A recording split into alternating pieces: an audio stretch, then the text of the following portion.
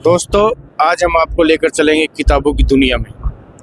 ये वही किताबें हैं जो आपका अतीत जानती हैं, जो आपके वर्तमान को दिखाती हैं और आपके भविष्य का रास्ता तय करती हैं। नमस्कार दोस्तों, आप देख रहे हैं हरी भूमि टीवी। मैं हूं आपके साथ मनोज वर्मा। आज हम हैं दिल्ली में प्रगति मैदान में, जहां पे विश्व पुस्तक मेला लगा हुआ है। विश्व पुस्तक मेला, इसमें हजारों हजार प्रकाशकों, हजारों हजार लेखकों की किताबें हैं। खाली भारत से ही नहीं, पूरे विश्व से, जापान से, फ्रांस से, कतर से, अलग अलग देशों के यहाँ स्टॉल लगे हुए हैं। अभी हम अंदर चलेंगे, बुक फेयर में अलग अलग स्टॉल से बातचीत करेंगे, स्टॉल संचालकों से करेंगे और लोगों से बातचीत करेंगे। किताबों के प्रति रुझान कैसा है लोगों का, इसके बारे में अभी हम बातचीत करते हैं। तो विश्व पुस्तक मेले में अब हम आए हैं ओशो पब्लिकेशंस पुणे। तो सर, एक बार अपना नाम बताएंगे और इस पब्लिकेशंस में आपका क्या रोल है, और इस स्टॉल के बारे में थोड़ा बताएंगे, फिर हम जानकारी लेंगे आपसे।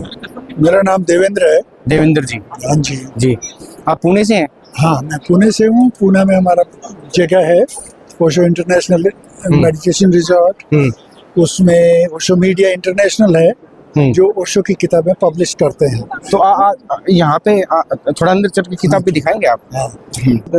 देवेंद्र जी, आज आप कितनी किताबें यहाँ स्टॉल पे लगाई गई हैं? मुझे तो ऐसा लग रहा है कि ना ज्यादातर किताबें इंग्लिश है यहाँ पे। नहीं, हाँ, हिंदी वहाँ से शुरू होती है, यहाँ तक है। इक्वल है हिंदी और इंग्लिश इक्वल है। कितनी किताबें आज लगाई हुई हैं? 200 प्लस टाइटल्स हैं। ठीक है जी।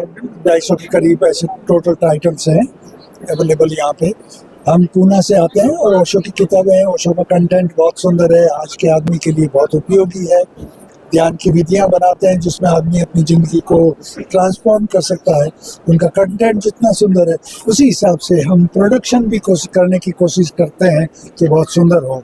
तो ये सारी किताबें हार्ड कवर हैं, ब्यूटीफुली डिजाइंड है, paper, everything we take care के। बहुत सुंदर किताबें बने। तो लोग खरीद भी रहे हैं किताबें ओशो? बहुत खरीद रहे हैं। कितने प्रशंसक आ जाते होंगे ओशो के आपके पास? आपके स्टॉल पे डेली कितने प्रशंसक आते होंगे? ये मैं नहीं कह सकता, सैकड़ों लोग भरा रहता है कभी कभी। तो अभी तो थोड़ा किताबें खूब बिक रही हैं ओशो की? किताबें बहुत बिक रही है। मैं ऐसे ही कह सकता हूँ कि कंपैरेटिवली जैसे पीछे वाला बुक फेयर था, उससे पीछे वाला, उन सबसे ज्यादा इस बार हुआ। इस बार कुछ एक कारण ये भी तो है ना कि वो एंट्री फ्री कर दी है, इसलिए भी हो सकता है। वो बड़ी बात है एंट्री फ्री करना। मेरे को नहीं लगता कि पैसा कोई इतना मुश्किल है। 20 रुपए कुछ लेते थे पहले, लेकिन एक स्टेप होता था कि जाओ क्यू में खड़े रहो या इंटरनेट से टिकट लो, नहीं तो यहाँ से निकलते हुए भी अंदर आ गए बच्चे। तो इसका सभी को फायदा तो हुआ है, पब्लिशर्स को भी, लेखकों को भी। पर एक बात और भी है कि कैजुअल विजिटर आता है जो कुछ खरीदता नहीं है फ्री के कारण। हमने देखा है कि इस बार यहाँ जो हमारी स्टॉल पे लोग आते हैं, उनका इंटरेस्ट है खरीदने में। तो ये बात बहुत अच्छी है। आज के जमाने में, मोबाइल के जमाने में, सोशल मीडिया वाला जमाना, उसमें किताबों के प्रति इतना प्रेम देख के अच्छा लगता है कि अभी भी लोगों में पूरी 1 घंटा देखे, रोजाना घंटे पर किताब पढ़ी, एक चैप्टर भी पढ़ना पड़े तो समझ लेना, ऐसे लोग कम हैं आजकल। अच्छा, भी किताबें खरीद रहे हैं ओशो की। तो देवेंद्र जी, अपना ओशो की कोई एक लाइन बताओ युवाओं के लिए अच्छी सी, जो हमारे दर्शक देखें सुने। एक लाइन में अगर बोलो, लेट इट बी 2 लाइन, कि हमको जिंदगी जो है ना होशपूर्वक जीनी है, कॉन्शियस होकर जीनी है, अवेयर होकर जीनी है, नहीं तो हम जीते ही नहीं है। और होशपूर्वक जिएंगे तो जहाँ भी हम जो करेंगे वो ठीक होगा और टोटलिटी से होगा। तो जिंदगी जीने का भी मजा आता है और रिजल्ट भी ठीक होगा। धन्यवाद देवेंद्र जी। बहुत जो विश्व गुरु किताब है, ये इसके लेखक हैं नीलोत्पल मृणाल जी। नीलोत्पल मृणाल जी, आपने ना नाम बड़ा छाट के रखा है, ये कुछ जाना पहचाना लगता है नाम विश्व गुरु। किताब में क्या है आपकी किताब में? मतलब विश्व गुरु एक सांस्कृतिक शीर्षक है। जब भारत आध्यात्मिक सांस्कृतिक रूप से दुनिया का नेतृत्व कर रहा था, जब आप कहते हैं कि हमारी हमारी जो है हमारी वैदिक परंपरा से लेकर हमारी प्राचीन परंपरा में लोकतंत्र कितना मजबूत था, वैशाली का पहला गणतंत्र था। इसका जो आपने ये बनाया है ऊपर, ये जैसे पहले पूरा मैं वो बता दूं तो वो जो है एक बड़े परिधि में जो हमारा विश्व गुरु की जो संकल्पना थी, वर्तमान समय की पड़ताल करूंगा और ये भी सोचूंगा कि आगे 50 साल बाद भारत को किस संकल्पना से देखूं, तो मुझे विश्वगुरु से बेहतर कोई संकल्पना लगता नहीं है। अब आदमी को है कि अपने दादा को बचाना है तो फुल बॉडी चेकअप करवाना होगा, फुल बॉडी चेकअप वाली किताब है। ये किताब है, इसमें पूरे हिंदुस्तान की जो भविष्य में किस तरह के जो भी वर्तमान में हो रहे हैं, मान लीजिए कि कोई विद्यार्थी है तो वो अपने जीवन में कहाँ खड़ा है, मान लीजिए कोई आदमी पढ़ा लिखा है और नौकरी ढूंढ रहा है, वो अपने पूरे जीवन में कहाँ खड़ा है। तो इस तरह से एक समाज है, बहुत समाज में अपराध भी है, समाज में उठापटक भी है, तो उन सब अखाड़े की मिट्टी जो है इसमें तो ये जो आपने ये चित्र बनाया है, इसके बारे में थोड़ा बताना। ये चित्ता है, ये ऊपर ये क्या सियार बैठे हैं? हाँ, गीदड़ और सियार दोनों है, और ये और जनता है। ये क्यों? अच्छा, ये जनता है। हाँ। तो इसका मतलब क्या निकलता है? इसका मतलब यही है कि दुनिया का सबसे पुराना लोकतंत्र है जैसे अमेरिका, और चला रहा है उसको गधा डोनाल्ड ट्रम्प। अच्छा वही है। अच्छा, वही है। यानी कि लोकतंत्र को गधे अगर चलाएंगे, जनता धकेलेगी रथ जी।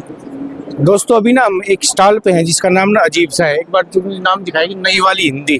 तो ये आपने ना इस स्टॉल का नाम ये ऐसा अजीब सा क्यों? नई वाली हिंदी क्या है? आप इसके बारे में थोड़ा बताइए। एक बार अपना नाम बता दीजिए। जी, मैं ज्योति हूँ और मैं नई वाली हिंदी जो हमारा प्रकाशन है उसका नाम है हिंद युग।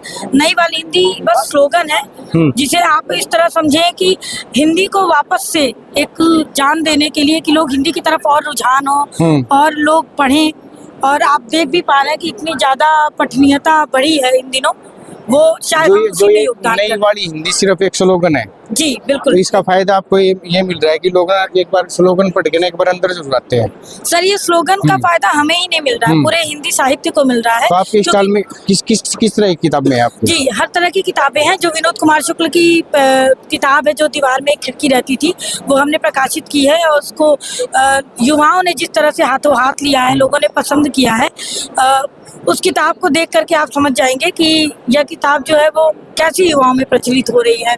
अक्टूबर जंक्शन है जो लव स्टोरी है, नॉन फिक्शन है, गोंड आदिवासी अभी हमने प्रकाशित किया है। तो सारे हिंदी की है ना, सारे उपन्यास, कहानियां, जी, कविताएं, गजलें, नज्म, सभी हिंदी साहित्य पे ही हम काम करते हैं। और इसमें बस यही है कि स्लोगन की तरह ही से अन्यथा कुछ और लेने की जरूरत नहीं है। अच्छा, यह रुझान के लिए है ताकि लोग हिंदी की पठनीयता को हम बढ़ा सकें और इसमें हिंदी में हम पूर्ण रूप से योगदान दे सके कि लोग पढ़ें और युवा को हिंदी कूल लगे, ना कि वो इंग्लिश को कूल समझे केवल। तो आ रहे हैं लोग देखने? जी बिल्कुल आ रही है, बिल्कुल भीड़ आ रही है। और लगातार हमारे स्टॉल पे लोगों का रुझान बढ़ा रहा है। अच्छा, एक बात बताओ, जो अभी आने वालों में है वो कौन सा तबका ज्यादा है?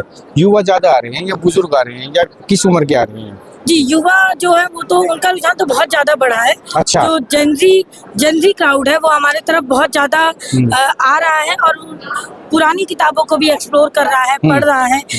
इसका इनपुट ये मिलता है कि हिंदी की तरफ लोगों का रुझान बढ़ता है, भीड़ बढ़ती है और 40 तक, मतलब 20 की उम्र से 40 तक की युवा जो ये कहना है कि जो 20 से 40 के हैं, जेनजी है, वो बिल्कुल बड़ी संख्या में आ रहे हैं। जी बिल्कुल। किताबें खरीद भी रहे हैं या देख के जा रहे हैं? नहीं, वो बहुत ढेर सारी किताबें खरीद रहे हैं। किस चीज की, किस तरह की पसंद कर रहे हैं? गजलें पसंद कर रहे हैं या उपन्यास या कहानियां? ज्यादातर किताबें जो हमारे यहाँ से निकलती हैं वो उपन्यास और कहानियां हैं। कविताएं लोग अब पढ़ना शुरू कर रहे हैं और कविताएं भी अब खरीदना शुरू कर रहे हैं, क्योंकि कविताएं लोग छोटा माध्यम है पढ़ने का, तो लोग उसको ज्यादातर कोशिश करते हैं कि सोशल मीडिया पे पढ़ लें।